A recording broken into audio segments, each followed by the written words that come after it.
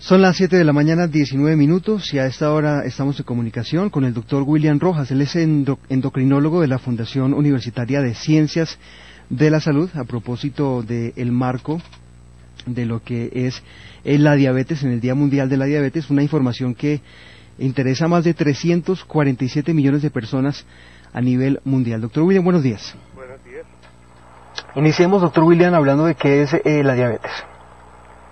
La diabetes es un conjunto de enfermedades que se caracterizan porque el cuerpo no es capaz de producir la suficiente cantidad de insulina para cumplir con una función metabólica adecuada.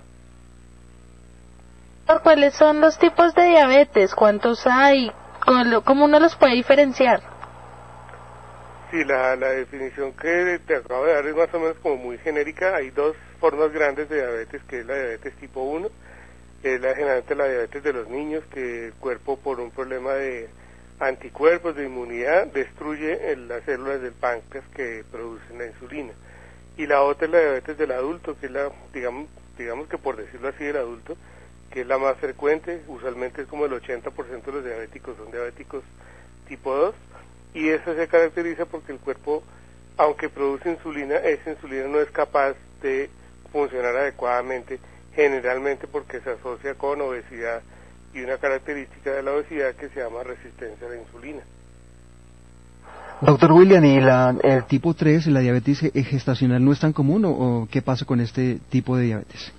Sí, lo que pasa es que yo tengo la idea más bien como de clasificarlas en esas dos para que la gente usualmente entienda, o soy diabético que necesito insulina para vivir, que es la diabetes tipo 1, o la diabetes tipo 2 que en algún caso mi cuerpo produce insulina pero no funciona.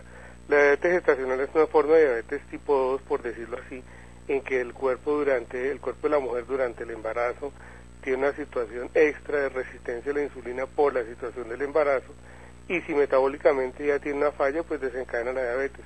Pero apenas termina el embarazo, la persona vuelve a tener un metabolismo relativamente normal, aunque por sí esta persona ya tiene un 50% más de probabilidades de ser diabética en los siguientes 5 años. Y existen otras formas de diabetes que son de origen genético, asociadas a otras enfermedades genéticas, que esas sí son raras. Los factores de riesgo, ¿de qué manera, digamos, yo puedo decir estoy más propensa a tener diabetes o no? Hay situaciones que le pueden hacer pensar a uno, y de hecho cuando los pacientes tienen esos rasgos uno debería pedir siempre una prueba de tolerancia a la glucosa, que si la persona tiene obesidad es un factor de riesgo. Si tiene antecedente de un problema de colesterol o triglicéridos, si es mayor de 45 años, uno debería también pedirle una prueba de tolerancia a la glucosa. Si la persona ha tenido un infarto de miocardio, un infarto cardíaco, o si ha tenido otra situación metabólica de aparición en ese momento, hipertensión, esa persona tiene más riesgo de ser diabética y hay que hacer el estudio.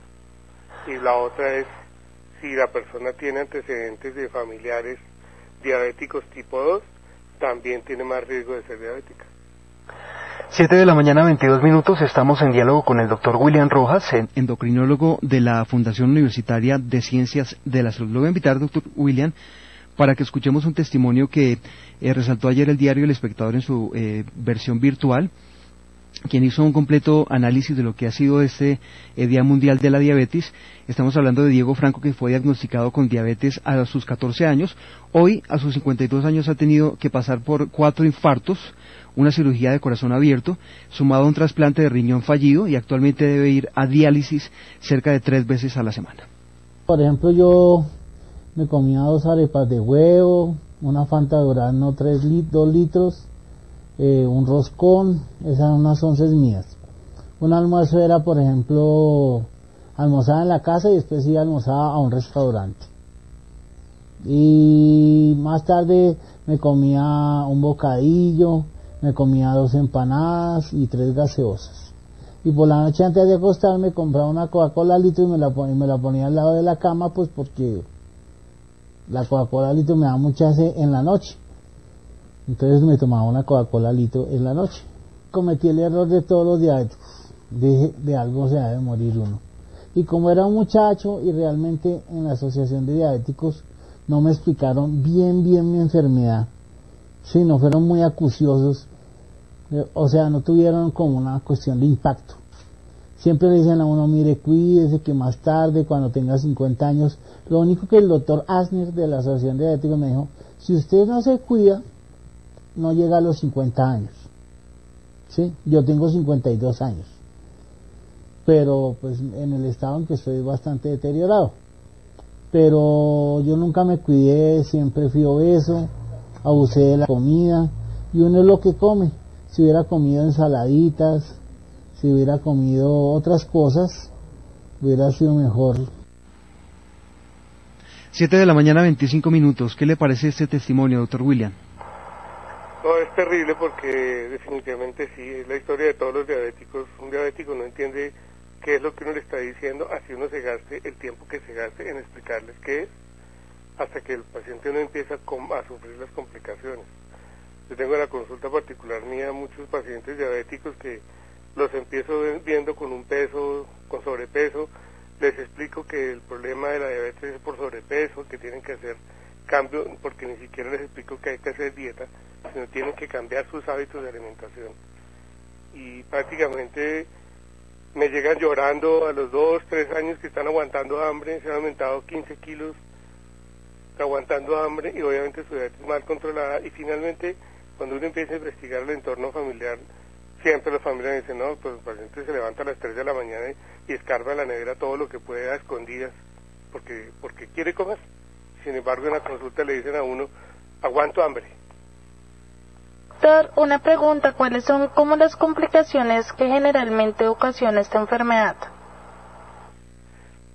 Tiene digamos que el proceso grande de complicaciones es que daña la circulación. Entonces, al dañar la circulación daña las arterias grandes, por ejemplo, las arterias del corazón, las arterias del cerebro, las arterias de los riñones grandes, entonces puede producir infartos cerebrales, infarto del corazón, que es lo más frecuente, al punto de que se asume desde el punto de vista epidemiológico, de prevención, por decirlo así, que cuando una persona es diabética, sus metas de tratamiento deben ser iguales a las de una persona que no es diabética y ya ha tenido un infarto, de lo grave que es la misma enfermedad. Y la circulación microvascular, que es la circulación microscópica de los capilares, entonces daña los riñones, daña los nervios y daña la retina, entonces da retinopatía diabética, nefropatía diabética, neuropatía diabética, y una que no se conoce mucho porque no se estudia mucho, que es la disautonomía neurovegetativa, que es un daño en el sistema del control nervioso automático que tiene el cuerpo. Entonces eso daña el vaciamiento del estómago, produce un problema digestivo grave, produce un problema de arritmias cardíacas que incluso puede ser mortal. Doctor William, un minutico para que nos dé las recomendaciones finales para las personas que no quieren sufrir de esta enfermedad y para los que están sufriendo esta enfermedad. Cuando escuchen a un médico, cuando les diga que hay que cambiar los hábitos, hay que cambiar los hábitos. Y si hay que cambiar los hábitos hay que no ser sedentario, porque no es que se tengan que meter a un gimnasio a sudar como locos, pero no tienen que ser sedentarios, y cambiar sus hábitos de alimentación es básico y es el 70% del tratamiento. Las drogas no los controlan si no cambian sus hábitos de alimentación. Pues doctor William, muchas gracias por acompañarnos en esta mañana a través de Colmundo Radio. Él es el doctor William Rojas, endocrinólogo de la Fundación Universitaria de Ciencias de la Salud. Un buen día. Bueno, muchas gracias a todos y mucha suerte.